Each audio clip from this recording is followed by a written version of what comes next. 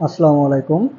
আজকে আমরা দেখব একটি ফ্রি রানিং মাল্টি ভাইব্রেটর তৈরিকরণ এবং অসিলোস্কোপ পর্দায় আউটপুট তরঙ্গ পর্যবেক্ষণ ও তার কম্পাঙ্ক নির্ণয়।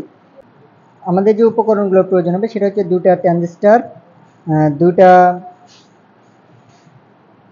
দুইটা ক্যাপাসিটর আর হচ্ছে 4টা রোধ। এর সংযোগ দেওয়ার জন্য আমরা যে ক্যাপাসিটরগুলো ইউজ করেছি এই ক্যাপাসিটরগুলোর মান হচ্ছে 203 জুল ক্ষমতা সম্পন্ন দুইটা ক্যাপাসিটর আমরা ব্যবহার করব। এরপরে আমরা 4টা রোধ ব্যবহার করব। তার ভিতরে আমরা সর্বনিম্ন মানের যে রোধ দুটো ব্যবহার করব এটা হচ্ছে 2.2K মানের রোধ, এবং আর দুইটা যে রোধ ব্যবহার করব এই দুইটা রোধ মানে সর্বোচ্চ ধারণ ক্ষমতা সম্পন্ন রোধ ব্যবহার করব সেটা হচ্ছে 33K। এখন এই সংযোগ দেওয়ার জন্য আমরা প্রথমেই এই যে ট্রানজিস্টরটা এখানে সেট করেছি এটাকে আমরা ব্যবহার করব T1 হিসেবে, আর এই ট্রানজিস্টরকে ব্যবহার করব আমরা T2 হিসাবে। এখন আমরা এই ট্রানজিস্টর অনের সাথে ট্রানজিস্টরের বেস থেকে, তার মানে এই ট্রানজিস্টরের বেসটা হচ্ছে T1 এর বেসটা হচ্ছে এইটা, এই বেস থেকে এটা থাকবে হচ্ছে আমার কালেক্টরের সাথে সংযোগ। তাহলে আমরা প্রথমে এই সংযোগটা দিয়ে নেব, প্রথমটার বেস, আচ্ছা প্রথমটার বেস, দ্বিতীয়টার হচ্ছে কালেক্টরের সাথে আমাদের সংযোগ দিয়ে নিব। আচ্ছা তাহলে আমরা প্রথমটার বেসের সাথে দ্বিতীয়টার কালেক্টর সংযোগ দিয়েছি, তার সাথে ধারকের সাথে। এখন প্রথমটার কালেক্টরের সাথে দ্বিতীয়টার কি সংযুক্ত থাকবে? বেস সংযুক্ত থাকবে। তাহলে আমরা এবার এই সংযোগটা দিয়ে নেব। তাহলে আচ্ছা আমরা যে সর্বনিম্ন মানে রোধ দুটো ব্যবহার করব, এখন এই রোধ দুটো আমরা এই ট্রানজিস্টরের কোথায় ব্যবহার করব? তাহলে আমরা বোঝার সুবিধার জন্য বা মনে রাখার সুবিধার জন্য আমরা যে দুইটা রোধ ব্যবহার করব সেই দুইটা রোধ নিম্নমানের রোধ দুইটা ট্রানজিস্টরেরই কালেক্টরে ব্যবহার করব। ঠিক আছে, দুইটা রোধেরই মানে দুইটা ট্রানজিস্টরেরই কালেক্টরে ব্যবহার করব। এরপরে আমরা যে সর্বোচ্চ মানের যে অর্থাৎ 33কে দিয়ে দুইটা রোধ নিছি, এই দুইটা রোধ আমাদের এই দুইটা ট্রানজিস্টরের বেসে সংযোগ দিতে হবে, কারণ এই দুইটা রোধ দ্বারাই আমাদের এই ধারকটা চার্জিত হবে। তাহলে আমরা দিয়ে নেই এই দুইটা।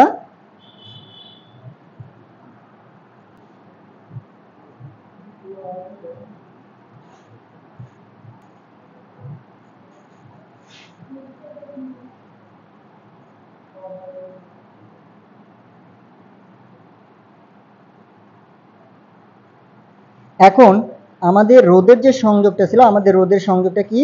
আমাদের রোধের সংযোগটা হচ্ছে শেষ, অর্থাৎ আমরা সর্বনিম্ন মানে যে দুইটা রোধ আছে এই সর্বনিম্ন মানে দুইটা রোধই আমরা দুইটা ট্রানজিস্টরের কালেক্টরে ব্যবহার করব, আর সর্বোচ্চ মানে যে দুইটা রোধ আছে সেই দুইটা রোধ আমরা দুইটা ট্রানজিস্টরের বেসে সংযোগ করব।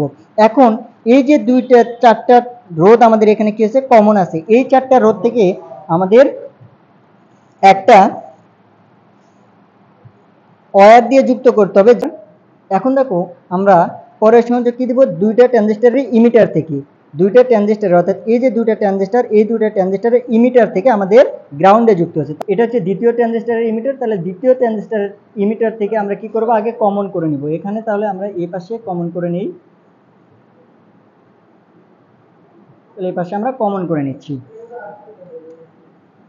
প্রথমটা দ্বিতীয়টার থেকে দিছি, এখন আমরা দেব প্রথমটার থেকে। তাহলে প্রথমটার ইমিটার থেকে নিয়ে এখানে আমরা কমন সংযোগ দিয়ে দিলাম।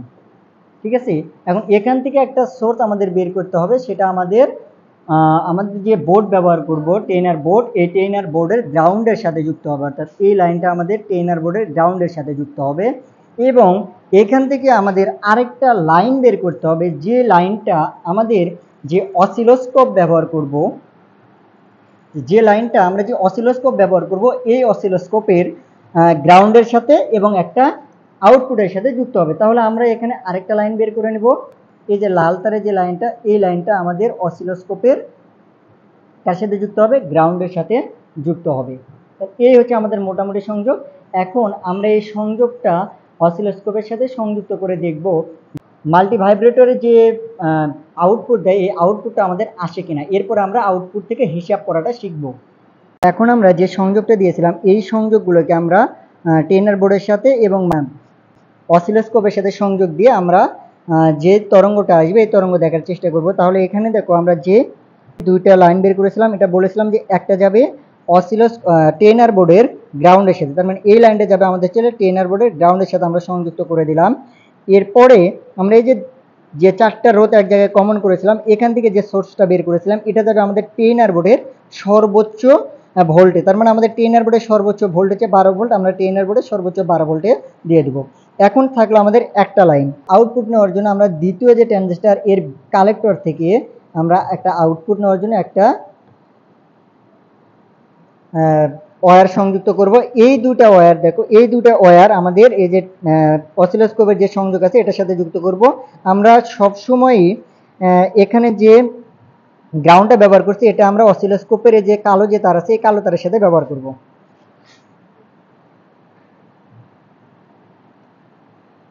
আর যে তারটা আমরা এখানে দ্বিতীয় ট্রানজিস্টরের কালেক্টর থেকে বের করেছি এটা আমরা অসিলোস্কোপের এই লুপের সাথে আমরা সংযুক্ত দিব। দিয়ে এখন আমরা যদি আমরা একটু লাইনটা দেই তাহলে দেখি যে আমাদের লাইনটা আসে কিনা, আমাদের সংযোগ ঠিক আছে কিনা।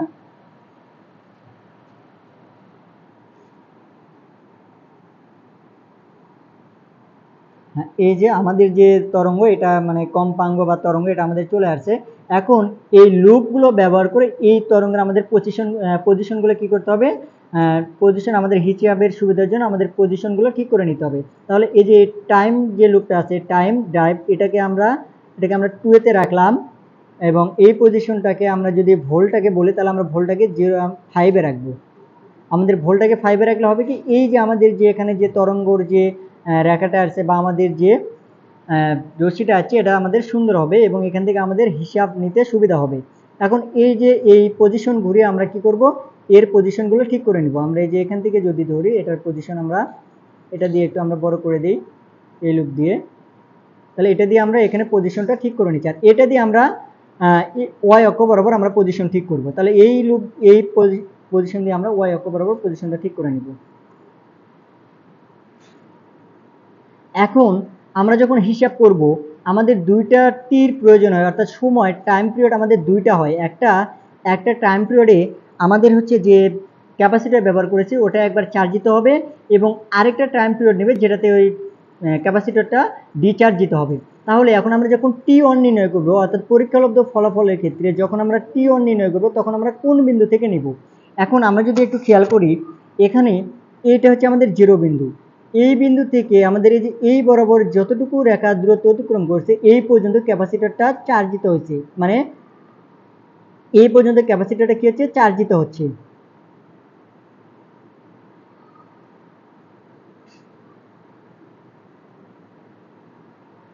এই পর্যন্ত ক্যাপাসিটরটা এই সময় কি হয়েছে, ডিচার্জিত হয়েছে। তার মানে এই পর্যন্ত ডিচার্জিত হয়েছে। এখন এই বিন্দু থেকে এসে আবার ক্যাপাসিটরটা চার্জিত হয়ে এখানে গেছে, এখান থেকে আবার ডিচার্জিত হয়েছে।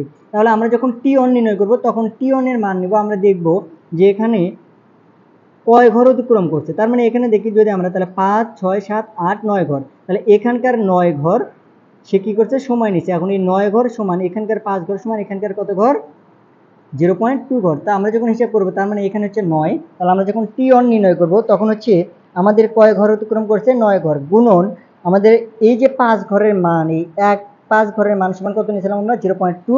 এটা হচ্ছে গুণ ভাগ হচ্ছে 5, এটা হচ্ছে মিলি সেকেন্ড। তার মানে এখানে আমরা যে টাইম পিরিয়ডটা নিয়েছিলাম এটা হচ্ছে মিলি সেকেন্ডে ছিল।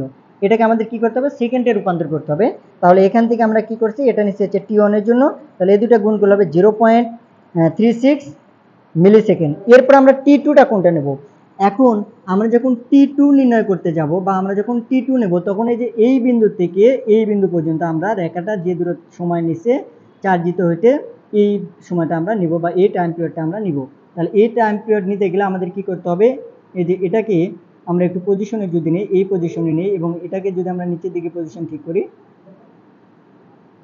তাহলে আমরা যদি একটু খেয়াল করি যে দেখি যে এখান থেকে সময় নিচ্ছে প্রায় 10। কয় ঘর গেছে, 1 ঘর 2 ঘর, তার মানে এই মাঝখানে কয় ঘর আছে, 5 ঘর আছে। তার মানে 1 2 মানে 10 ঘর অতিক্রম করছে। তার মানে আমরা যখন T2 নির্ণয় করব তখন হবে T2 সমান 10 গুণন 0.5 ভাগ 0.2 ভাগ 5 মিলি সেকেন্ড, এটা আসবে হচ্ছে 0.4 মিলি সেকেন্ড। এখন এখান থেকে আমাদের T নির্ণয় করতে হবে। তাহলে আমরা যখন T নির্ণয় করব তখন কি এই দুটাটি যোগ করে দিব।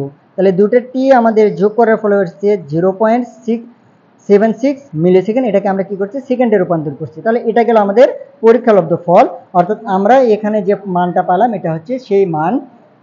এই পরীক্ষালব্ধ ফল। এখন হচ্ছে আমাদের এখান থেকে কি করতে হবে, কম্পাঙ্ক নির্ণয় করতে হবে। অর্থাৎ কম্পাঙ্ক এফ সমান আমরা জানি 1/t। তাহলে এখানে যে মানটা পাইছিলাম এটাকে 1 কে আমাদের এই মান দিয়ে ভাগ করলে আমরা যেটা পাবো সেটা হচ্ছে কম্পাঙ্ক, আর সেই কম্পাঙ্কটা হবে 1316 হার্টজ। এখন আমাদের আছে তত্ত্বীয় মান। তত্ত্বীয় মান কোনটা?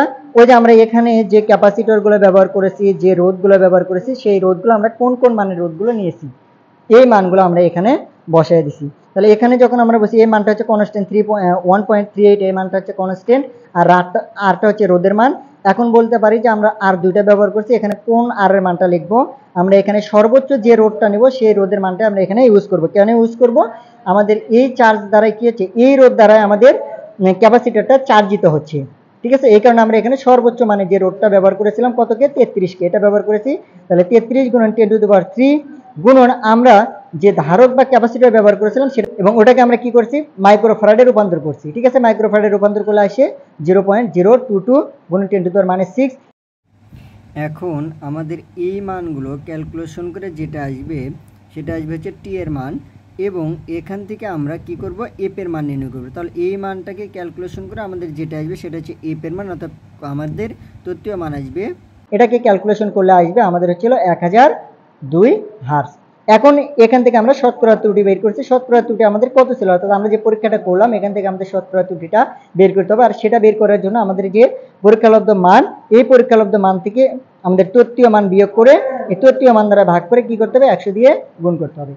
এইভাবে আমরা আমাদের কি করব, এই যে মাল্টি ভাইব্রেটর আছে এই মাল্টি ভাইব্রেটর সংযোগ করব, এবং হচ্ছে এর হিসাব নিকাশ আমরা বের করব, এর হিসাবগুলো আমরা বের করব। এবং এই যে 31% শতকরা ত্রুটি আছে, এই শতকরা ত্রুটিটা আমরা যখন আলোচনা লিখবো ওখানে আমাদের উল্লেখ করে দিতে হবে। তো ধন্যবাদ সবাইকে।